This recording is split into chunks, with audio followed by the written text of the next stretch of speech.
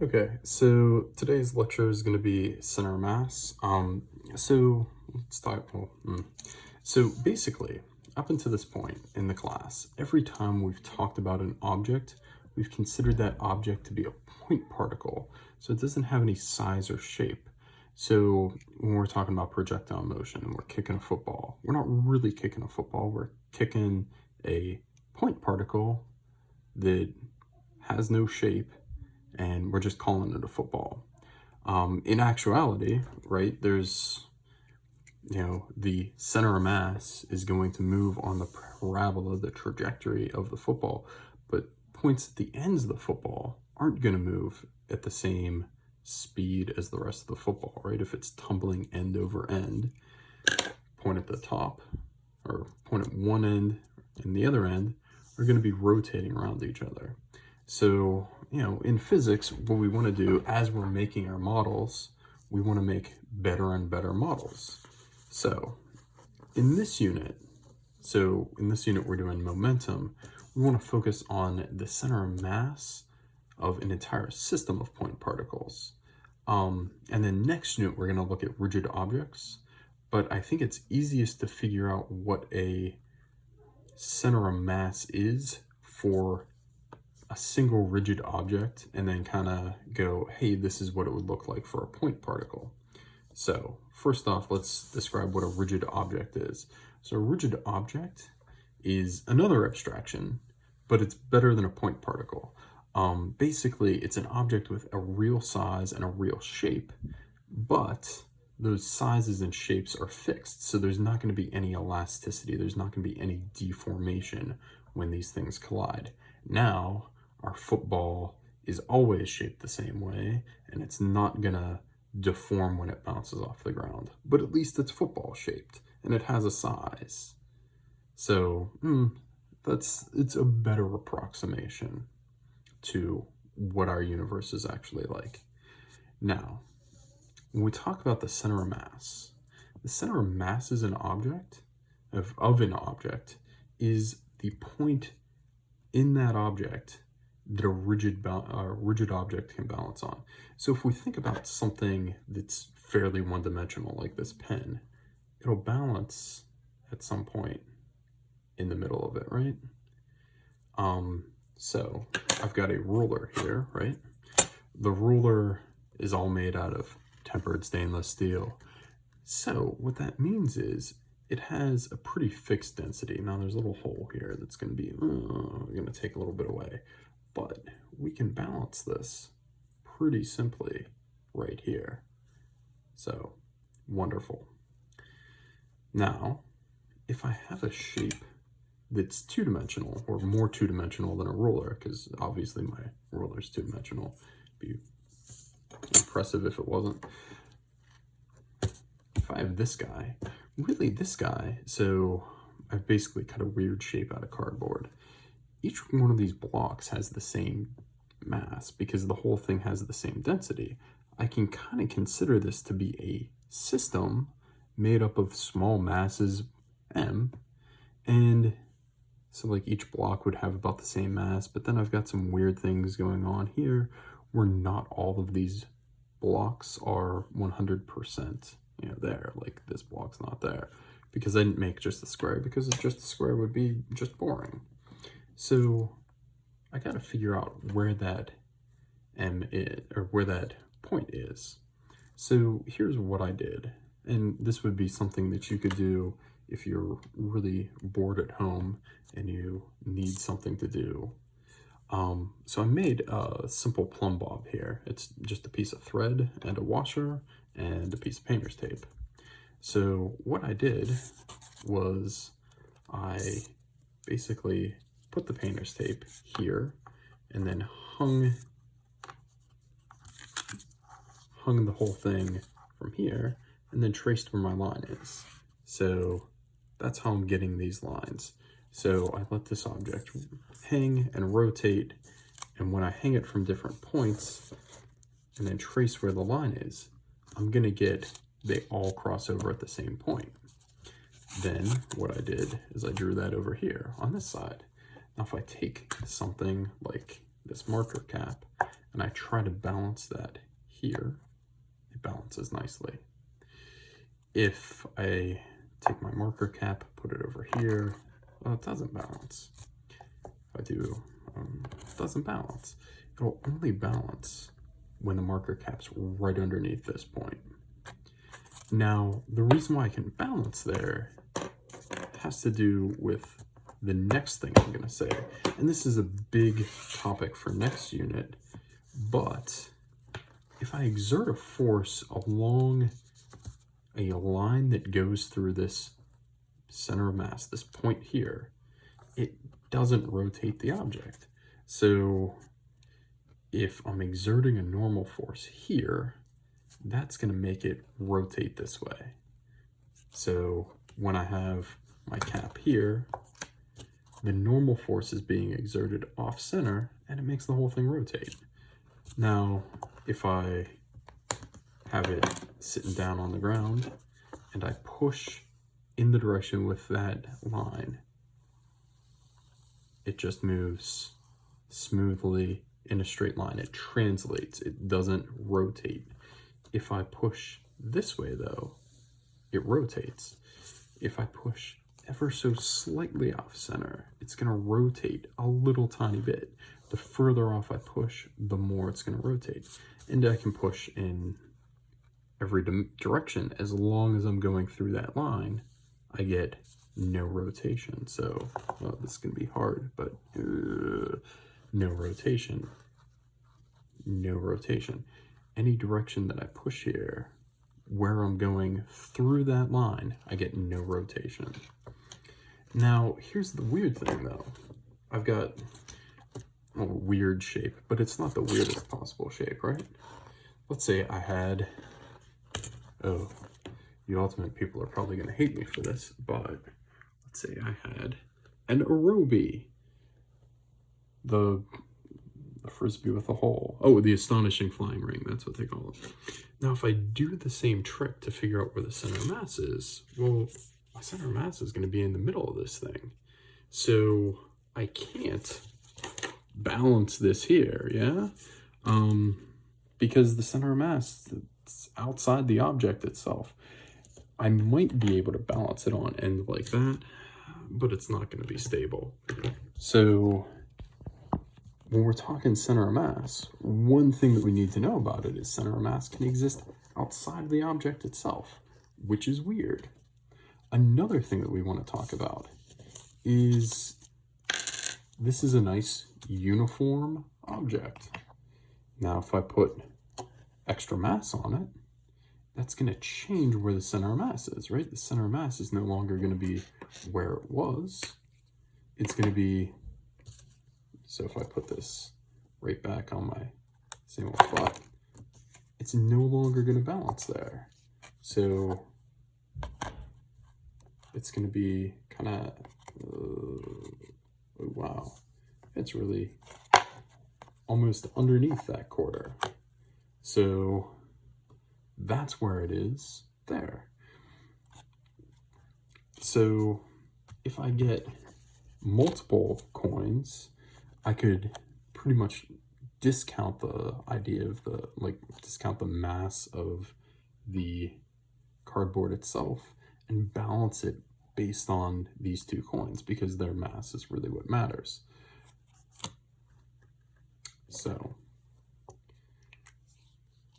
now, having a lot of mass at one end is kind of, so the ruler, uniform mass. On the other hand, if I had like a rubber mallet, right? Rubber mallet is going to have most of the mass near the end of the mallet. It's actually going to be, so this isn't even balancing all the way up here. The center of mass of this guy, if mallets are dudes, it's going to be like somewhere up in the head of the mallet. So, you know, that's where, you know, I think, you know, there's something very innately human about just taking one of these guys and just like tossing it and letting it spin and then catching it again. It, you know, flies a lot differently than a drumstick, right? If you're used to tossing drumsticks up in the air. So basically, I can find the center of mass for any shape by doing the trick that I did. No matter what it is, I can figure out where that center of mass is and balance it at that point. No, not quite finding it there. But, okay, so this French curve, I'm not finding it, and I'm not going to spend a ton of time having you watch me try to find it. Now, if you've played Jenga, Jenga's all about center mass, right? So for Jenga, the blocks above are going to tumble if the center mass of the system, so in this case, we need to consider the whole system of objects. So center of mass here for this block would be right in the center of it, right? So if I take out this piece, it's fine because that center of mass is still supported. I can take out this piece and it's fine because the center of mass is still supported. If I take out the middle one though, so it's gonna topple over. Now, interestingly, if you find yourself in a position where you need to make an arch, we can actually make kind of a crappy arch called a, I believe it's chorded arch by offsetting these a little tiny bit. And then adding, so if I keep the center mass of this whole thing, so if the center mass of any of these pieces does not extend over this edge here, the whole thing would be stable. So what people would do is basically they would make bricks and then kind of pull them out, pull them in a little bit, and then backfill this area here with just rocks. And you could get a nice archway if you were building something and it's like the year 2. They're not the nicest. A cantilevered arch is the ideal, but sometimes you just want to hold a walk through, and it's the 1st century. Now, we can figure out, using math, imagine that, where the center of mass of a system is. So, or for an object. If we're doing it for an object, would be integrating, but I can't use the I word because this isn't APC. So if I have a system of objects, I can find the center of mass of that system by taking the mass of object 1 times its position. So we're going to need a reference frame. Oftentimes we'll choose this reference frame so that one of these positions is 0, just to make our math easier. And then we can just sum up all the different positions, no matter how many particles we have. And then we just take the sum of the masses, no matter how many particles we have, and we'll get an answer. So we can do that, you know, for any system. An interesting one might be the Earth-Moon system. I was going to try to draw this to scale, but then I realized that if I drew my sun or my Earth this size, my moon would be like over in the dining room. So kind of had to give up on that one. Anyways, so I know the Earth has a mass of about 5.98 times 10 to the 24th. Moon has a mass of about 7.34 times 10 to the 22nd, and it's about 3.84 times 10 to the 8th meters away. So when I set this up, I can find the center of mass. Now I'm setting my origin to be 0, the center of the Earth. I'm going to switch to an actual pen that you can see.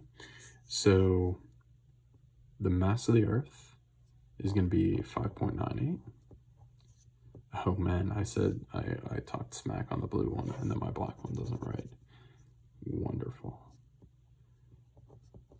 So 5.98 times 10 to the 24th times 0 plus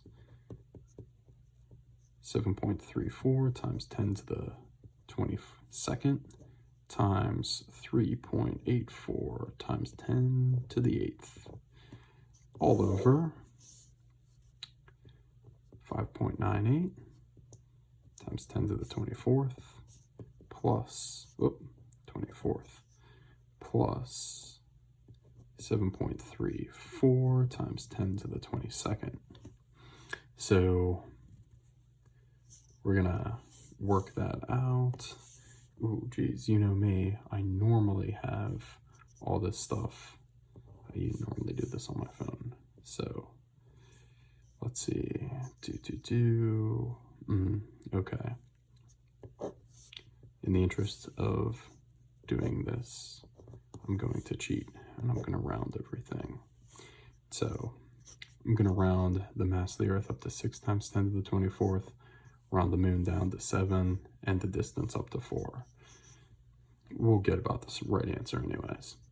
So this will be 2.8 times 10 to the 31st,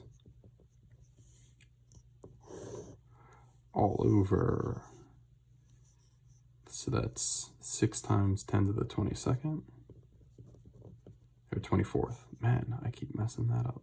Plus 0.07 times 10 to the 24th, right? Because here's the thing, this is like, you know, the mass of the moon being 100 times smaller, that's, you know, kind of wimpy compared to the Earth. Really, it's almost as much as we rounded the Earth's mass up. Anyways, so really what's going to happen is these two are going to cancel out, and we would get 2.8 times 10 to the 7th meters away from the center of the Earth.